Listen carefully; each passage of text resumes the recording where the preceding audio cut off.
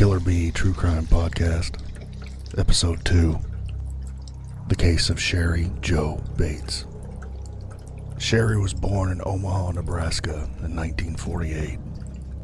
She relocated to California in 1957. She was a varsity cheerleader at Ramona High School. She was described as her friends as sweet and outgoing. When she graduated high school, she attended Riverside College. When her parents divorced in 1965, she moved in with her dad. On the morning of October 30th, 1966, she went to Mass and had breakfast with her father. That afternoon, she decided to go to the college library to work on a research project. She left for the library about 4 p.m., driving her lime green Volkswagen Beetle. Witnesses state she was followed by a 1965 bronze Oldsmobile. Cheri made it to the library and studied until about 9 p.m. Witnesses state a 19-year-old male was seen lurking in the shadows. He was described as 5'11", wearing dark clothing and looking toward the direction of her vehicle. Cheri's father stayed up all night waiting for her, but she didn't return. He made a missing persons report at 5 a.m. An hour later, a custodian found her 18-year-old body on the grounds of the college. Cheri was sprawled face down on a gravel pathway between two houses, close to the parking lot.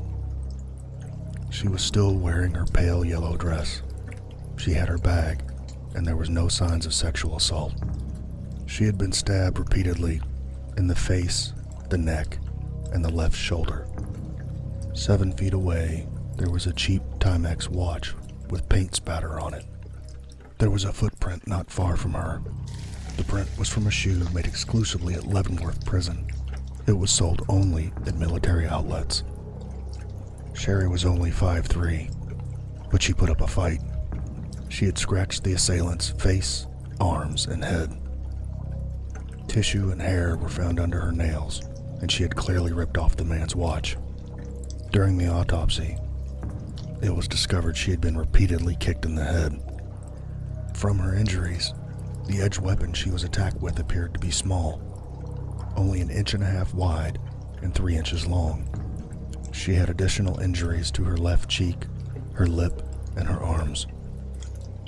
The medical examiner noted she had a very severe cut to her larynx and jugular, nearly decapitating her. When the detectives examined her car, they found that the ignition wires had deliberately been pulled. At the time, the Volkswagen Beetle did not have a lock on the engine compartment, and anybody could access it. The ignition key was still in the vehicle, and both the windows had been partially rolled down. There were 3 library books laying on the front seat of the car, and smeared palm prints and fingerprints on the outside of the vehicle. Many witnesses came forward. The authorities were sure that they would be able to make an arrest. Within 24 hours, 75 students were interviewed regarding the murder. All but 2 of their leads were run down and eliminated.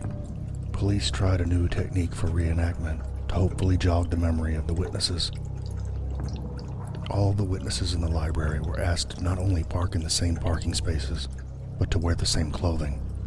62 students and 2 librarians participated. While it did help some students recall more detail, it did not develop into any more leads. The police theorized the killer disabled her vehicle and then offered to help, and then attacked in the dimly lit area.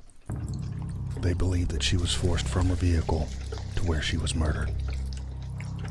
A month after the murder, 2 identical typewritten letters arrived to 2 different locations.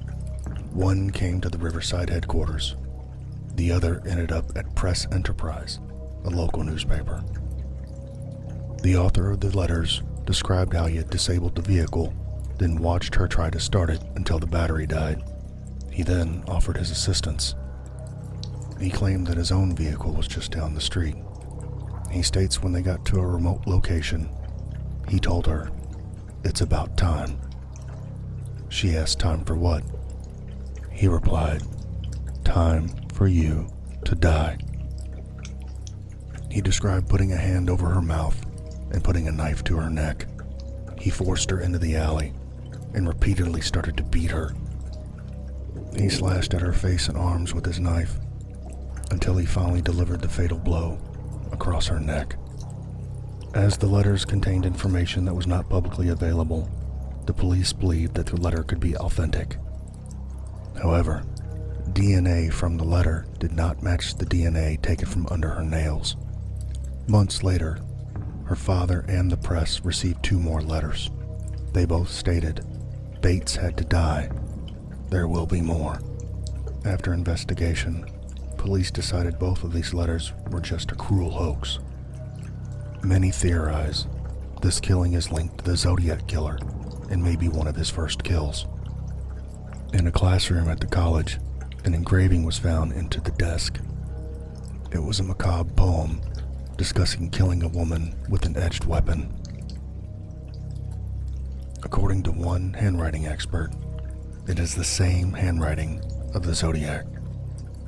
Several years later, in a letter to the press, the Zodiac took credit for Cheri's killing. The only other suspect was a man named Bob. Bob and Cheri had dated previously. Cheri had broken off the relationship after talking to another man.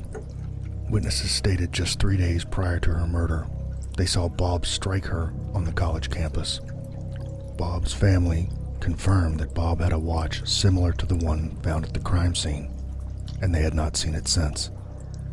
A friend of Bob's had come forward, saying one morning they saw him sobbing, and he said he had snuffed out Cheri. Bob's sister worked at an Air Force base, and may have gotten the shoes from there and gave to Bob. Some witnesses stated 2 men were seen with flashlights at the scene of the murder. Bob's best friend was questioned and failed a polygraph. The friend stated Bob asked for a ride to campus to look for a lost item. A follow-up polygraph test was done with Bob's friend. It showed that he was telling the truth on things that did not implicate him directly in the crime. Author's note: wounds to the outside of the hands, the forearms, and the palms are defensive in nature. The severe beating to the head, the stabs to the face, and the deep cut to the neck indicate rage. Rage can indicate the attack is personal in nature. In a domestic assault, the attacks are usually to the face if the attacker is male. If the attacker is female, many times it's to the chest. Despite the strong evidence, the murder of Cheri Jo is unsolved. This has been the Killer Bee True Crime Podcast series. If you enjoyed this series, please leave me a comment and rate it and share. Thank you, and God bless.